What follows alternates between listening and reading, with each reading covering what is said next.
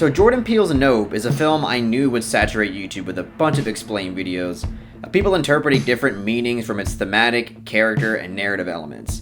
But I don't think I've seen anybody really touch on the Survivor's Guilt character theme, and just thought I'd make a quick video discussing what I think the film had to say in regards to this. But before we move on, if you'd like to check out my spoiler-free review of Nope, where I discuss why I believe that this is Peele's best film so far, please feel free to do that before or after this video. So before we talk about Survivor's Guilt in the context of Nope, what is survivor's guilt in general? Well, to read from the first article that I found off the internets, it states, survivor's guilt is when a person has feelings of guilt because they survived a life-threatening situation when others did not.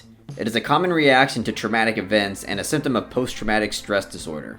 So essentially what it does to some people suffering from survivor's guilt is that it mentally confines somebody in a non-stop existential crisis for a number of different reasons, which include questioning why they survived and never receiving clarity for that, and also criticizing themselves in regards to what they could have done differently. And this psychological torment is layered on top of already coping with the traumatic event itself. And this is precisely what I believe Steven Yeun's character Ricky Jupe Park was dealing with throughout the film. The opening shot of the film gives us a fraction of the Gordy the chimpanzee incident. Not only do I feel that this serves as an excellent hook that immediately immerses and unsettles the audience, but I think the decision to show us fractions of the event throughout the film that eventually progresses into an entire reveal in the third act is an accurate reflection of how traumatic flashbacks operate. Some PTSD victims would repress and be mentally confronted by flashes consistently throughout their life. An entire recollection and memory of a traumatic event is mostly remembered by just giving in and making a conscious decision to remember it in its entirety. After the film decides to show the audience the entire traumatic Gordo incident, it cuts to a shot of Ricky blankly staring into the distance. This is visually expressing to the audience that we've just recently experienced a traumatic event along with Ricky. And the part where Gordo reaches out for their signature fist bump leading to his death, I feel was incorporated into the film for multiple purposes, because it adds a layer of emotional and thematic depth to the story. It not only allows the audience to emotionally connect even more with both the chimpanzee and Ricky, but it's also there to convey one of the probable causes of Ricky's survivor's guilt. Even though he was a child and is 100% innocent, he criticizes himself for reaching out for the fist bump that he believes may have triggered the sniper to just finally put Gordo down. And again, this is just my interpretation, but I feel like he's always felt that Gordo was innocent and died because of him.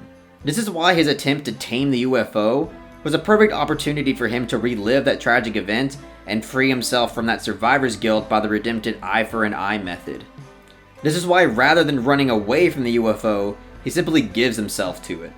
It is through this creative decision that the film was able to conclude and express an important character arc while also conveying its general themes regarding humanity's tendency to underestimate, disrespect, and exploit other conscious creatures, both primitive and those who are even more advanced than us. And I understand that some people will argue that Ricky didn't actually have survivor's guilt just because of the fact that he dedicated an entire shrine to the Gordo incident and exploited that for profit and recognition, but I'd argue that all of that is mostly a sham and just a coping mechanism. Of course he took advantage of his experience and used it for financial gain, because I feel like almost any human would do that if they could. And I feel that this would actually add an extra layer of guilt to his conscience. He knows that he's exploiting his own trauma, and it's causing his survivor's guilt to snowball, which I mentioned is demonstrated in his actions when he stared blankly into an abyss and also giving himself to the UFO's power. There's also an argument to be made that OJ was also experiencing some form of survivor's guilt.